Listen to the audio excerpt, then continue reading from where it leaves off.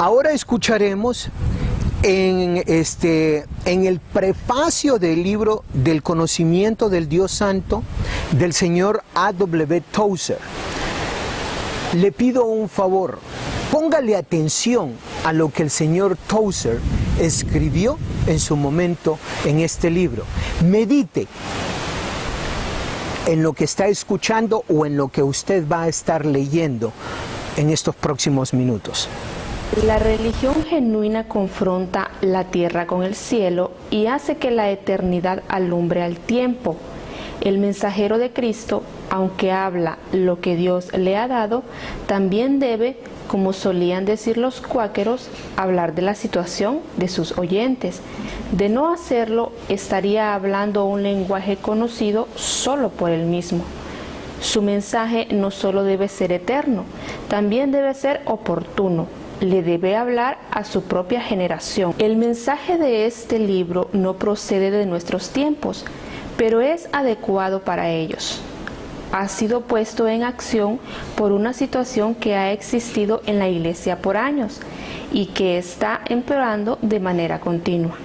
Me refiero a la pérdida del conocimiento de majestad en la mente religiosa popular. La Iglesia ha abandonado su elevado concepto de Dios. Esto no se ha hecho de manera deliberada, sino poco a poco y sin conocimiento de la Iglesia. Y el hecho mismo de que no esté consciente de lo que está pasando solo sirve para hacer más trágica aún su situación. El pobre concepto de Dios que prevalece entre los cristianos de una manera casi universal es la causa de un centenar de males entre nosotros, donde quiera que estemos. Una nueva filosofía de la vida cristiana ha sido la consecuencia de este error fundamental en nuestro pensar religioso. Con nuestra pérdida del sentido de majestad ha llegado una pérdida mayor del temor reverencial religioso y del reconocimiento de presencia divina. Hemos perdido nuestro espíritu de adoración. El cristianismo moderno no está produciendo el tipo de cristiano que puede apreciar o experimentar la vida en el espíritu. Las palabras "estad quietos y conoced que yo soy Dios" no significan nada en la práctica para el adorador bullicioso y confiado en sí mismo de este siglo XX. Esta pérdida del concepto de majestad ha llegado en el momento en que las fuerzas de la religión están logrando un fuerte avance y las iglesias están más prósperas que en ningún otro momento en unos cuantos siglos. Lo alarmante es que nuestros éxitos son externos en su mayoría y nuestras pérdidas totalmente internas, y puesto que es la calidad de nuestra religión la afectada por las condiciones internas, bien podría ser que nuestros supuestos éxitos no sean más que pérdidas. La única forma de recuperarnos de nuestras pérdidas espirituales es regresar a la causa de ellas y hacer las correcciones que exija la verdad. La falta de conocimiento del santo es lo que nos ha traído nuestros problemas. El redescubrimiento de la majestad de Dios logrará grandes cosas en cuanto a la solución de estos problemas. Nos será imposible mantener sanas nuestras prácticas morales y rectas nuestras actitudes mientras nuestra idea de Dios sea errónea o inadecuada. Si queremos traer de nuevo el poder espiritual de nuestra vida, si queremos atraer de nuevo el poder espiritual a nuestra vida, debemos comenzar a pensar en Dios de un modo que se aproxime más a como Él es en realidad. Ahora, habiendo escuchado al señor Tozer, tomando eso como una idea de lo que significa la religión o lo que han hecho las diferentes religiones, quiero tomar la palabra de Dios, la Biblia, y empezar a compartir con ustedes algunos de los principios que Dios nos enseña a través de su santa palabra. No tomando el texto literal, aun cuando se toma el contexto de todo lo que Dios nos está diciendo en esa hermosa palabra, en el relato de la Biblia, en lo que se está diciendo en la palabra de Dios. Aun cuando se toma el contexto, muchas de las veces perdemos lo que es el principio de lo que Dios nos quiere enseñar a través de su palabra.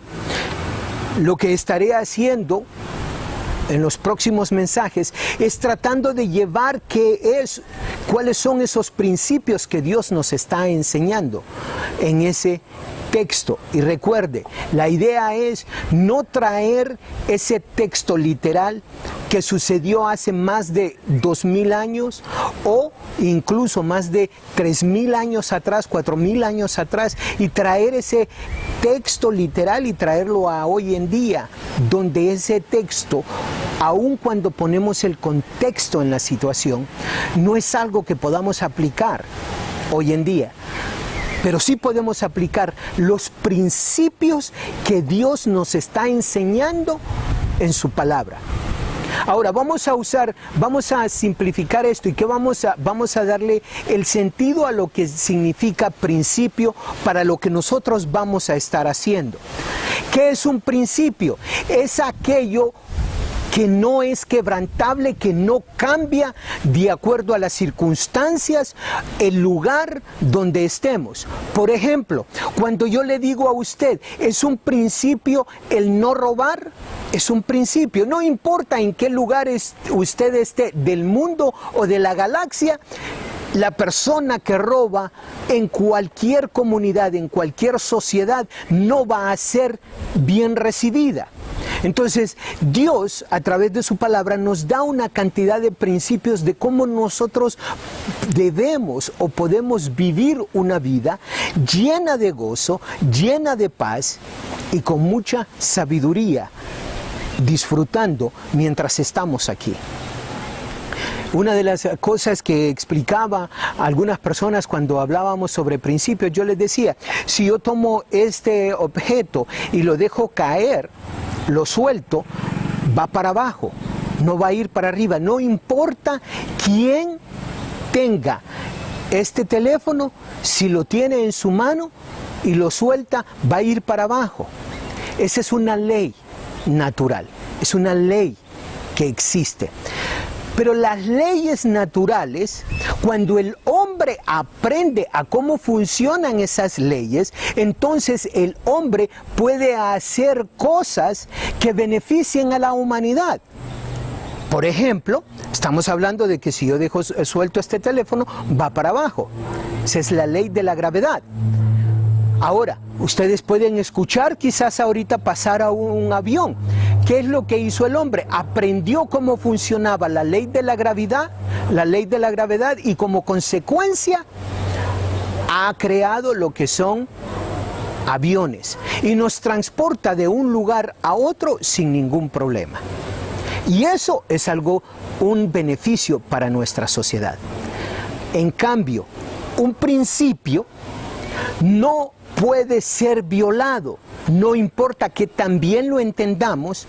El principio de no robar, donde quiera que usted vaya, va a ir en contra de esa sociedad si usted es un ladrón. Un ejemplo que usa el señor Stephen Covey en su libro Los 7 hábitos de las personas altamente efectivas, hace la dramatización el doctor Covey, donde dice que llega un sargento y le llega a despertar al capitán de un barco, de un submarino, y le dice: capitán, tenemos un barco, ellos piensan que es un barco, a tanta distancia de nosotros, le hemos dicho ya que se mueva, que se mueva a tal distancia y no se mueve. Entonces se despierta el capitán, se va para la cabina y entonces da la orden que le manden a decir a ese barco que se mueva.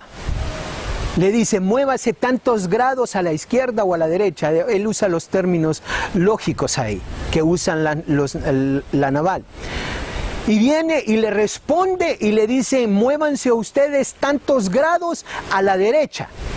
Y entonces viene el capitán y molesto dice: soy el capitán del submarino tal de la naval de los Estados Unidos y te estoy ordenando que te muevas tantos grados a la izquierda. De respuesta viene el mensaje y dice el señor: soy el marino que está en el faro tal y le estoy diciendo que se mueva tantos grados a la derecha porque si no, usted va a venir a dar con la isla. ¿Qué es lo que sucede? No importaba quién fuera ese submarino, la potencia que tuviera, si no cambiaba su destino, se iba a ir a estrellar contra la isla. Esos son principios. Los principios no se violan. Y cuando se violan, se pagan las consecuencias de la violación de ellos. Entonces estaremos hablando sobre los principios que Dios nos habla a través de su palabra. No sobre la historia literal, no sobre la historia con el contexto, sino el principio que Dios nos está hablando. Creo que les va a encantar estas enseñanzas. Los espero mañana. Dios me les bendiga.